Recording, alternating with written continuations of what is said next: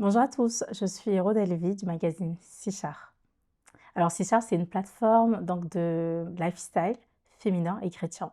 Le but, c'est de savoir vivre la chrétienté et la féminité, pardon, tout en étant chrétienne et de traiter des sujets qui touchent les femmes au quotidien. Aujourd'hui, je voulais vous parler d'un sujet très particulier. Donc c'est quelque chose qui m'est arrivé et je pense que ça touche pas mal de personnes, notamment les femmes, et c'est la dépression. On va voir ce que c'est la dépression, comment ça arrive et surtout la solution pour s'en sortir. Et on va aussi traiter une histoire biblique, donc une femme qui est passée par là et quelle a été, elle, sa solution.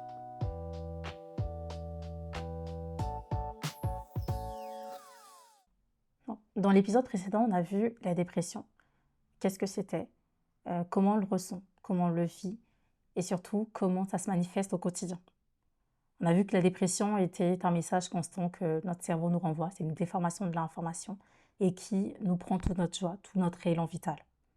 Nous allons voir la solution dans le livre de Genèse 16, à partir du verset 1.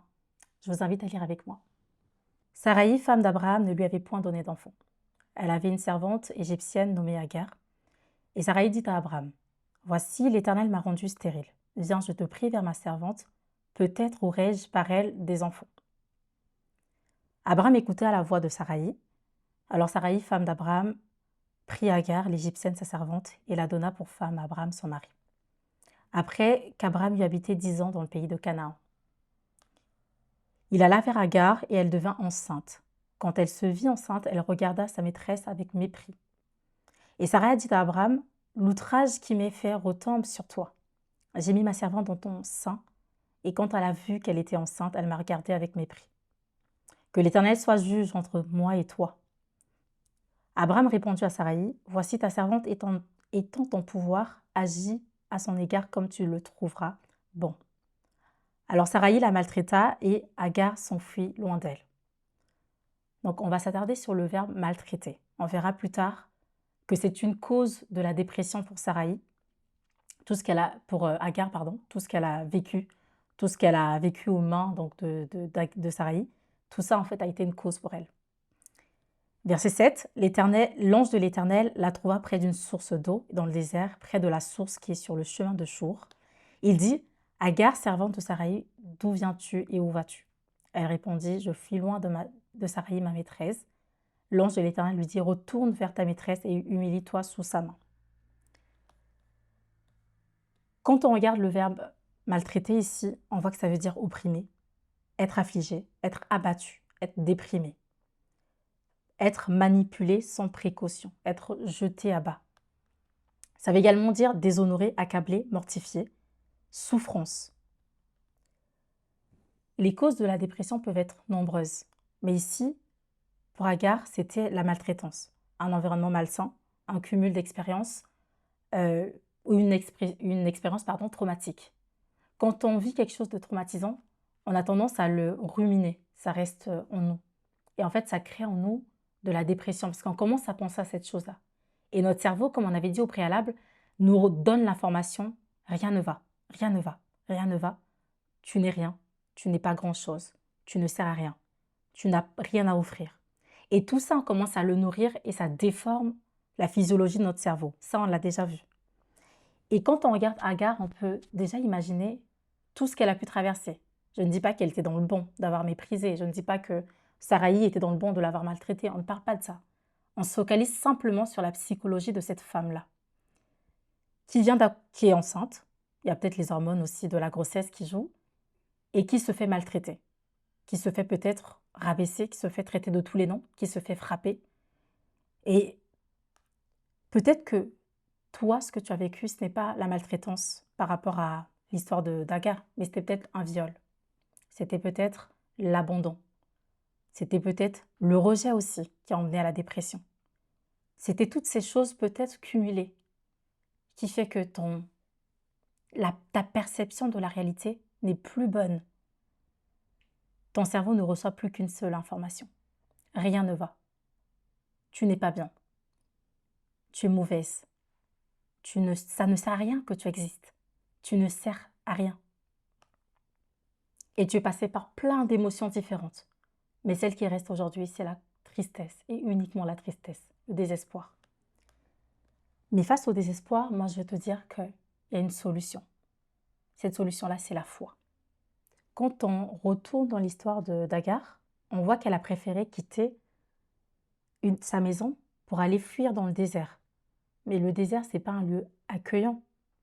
Mais imaginez-vous la situation, ce qui se passait dans sa tête pour qu'elle préfère aller dans le désert, là où il y a la mort, il y a la sécheresse, il n'y a vraiment pas de vie, plutôt que de rester dans cet environnement-là.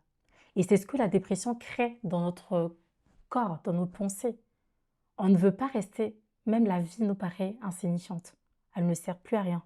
On veut quitter l'endroit où on se trouve, la vie, pour se suicider par exemple, pour aller vivre des situations différentes. On préfère vivre tout, être partout, sauf être en vie. Mais face à cette façon de penser, raccroche-toi à la foi. Parce que la foi, c'est l'espérance des choses que tu n'as pas encore vues. C'est de croire que ce que tu sais de toi et ce que tu sais du monde, de ta réalité, n'est pas réellement vrai. Qu'il y a une chose au-delà de ce que tu vis.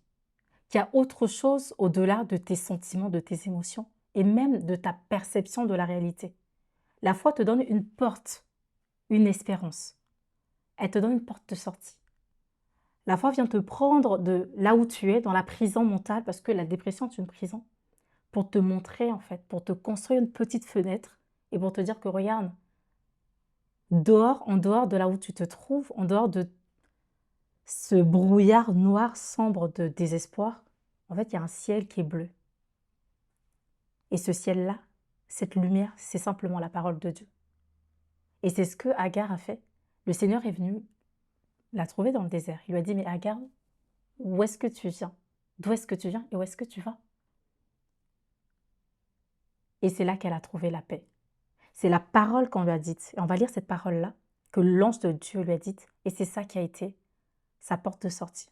Ça lui a donné de l'espoir.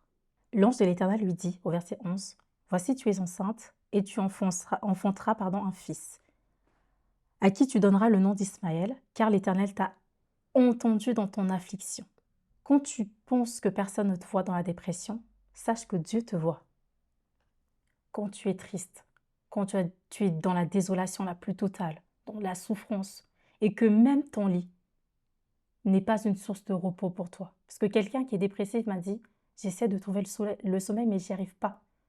Même quand j'essaye de me coucher, de trouver le sommeil dans le repos dans le sommeil, j'y arrive pas. Mais laisse-moi te dire que ni le repos, ni le sommeil, ni la nourriture, ni les hommes, ni les beaux vêtements du monde, rien ne t'apportera cette paix-là.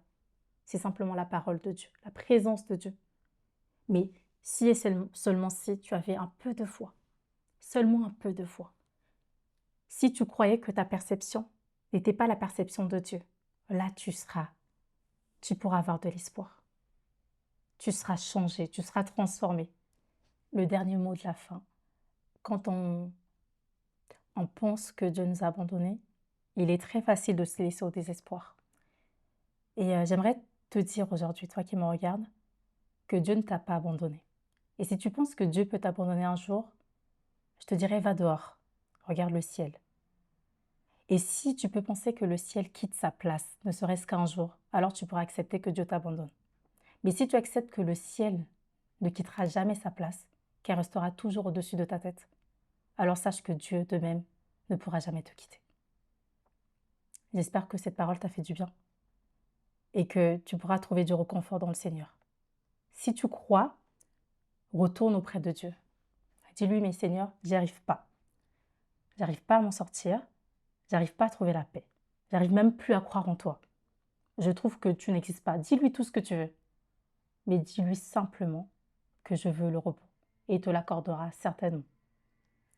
Mais si tu ne crois pas, si tu ne connais pas Jésus, toi qui m'écoutes, j'aimerais te dire qu'il existe, qu'il est la vérité, qu'il est le chemin et qu'il est la vie. Il veut simplement que tu te tournes à lui. Tu as peut-être testé l'alcool, la drogue, les hommes, plein de choses, ça ne t'a pas apporté du repos. Alors cherche Jésus. Si tu n'as pas de Bible, va acheter une Bible ou demande à tes proches s'ils ont une Bible et commence à lire les évangiles. Le Seigneur te parlera certainement.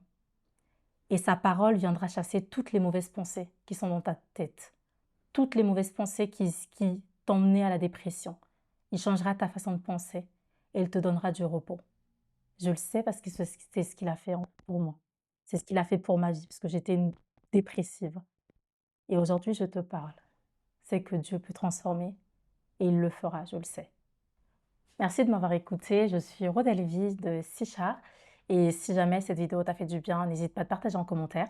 Si tu as déjà vécu une expérience similaire, n'hésite pas également de le partager, ça édifiera de nombreuses sœurs. Et puis, si jamais tu as besoin de consolation ou que tu veux en entendre plus parler de Jésus, tu peux me contacter via le mail qui est simplement visible. Donc voilà, shalom, restez bénis.